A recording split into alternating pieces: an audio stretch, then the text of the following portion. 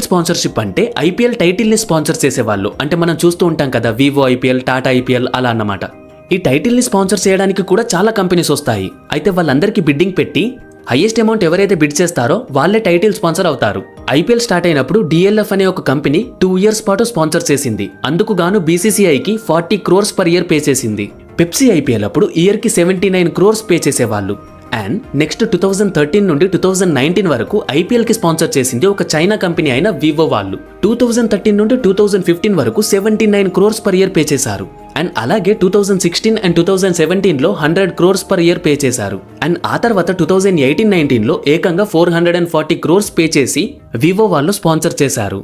2020లో డ్రీమ్11 వాళ్ళు స్పాన్సర్ చేశారు. అండ్ ఆ తర్వాత మళ్ళీ 2021లో 440 crores పెట్టి వివో వాళ్ళే స్పాన్సర్ చేశారు.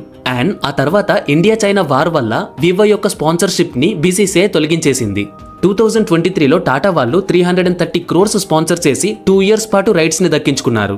అయితే ఈ మనీ అంతా ఎవరికి వెళ్తుంది అని మీకు డౌట్ రావచ్చు. ఇందులో 50% ఆఫ్ మనీ బీసీసీఐకి వెళ్తుంది. అండ్ అలాగే 50% ఆఫ్ మనీ టీమ్ ఓనర్స్ కి వెళ్తుంది.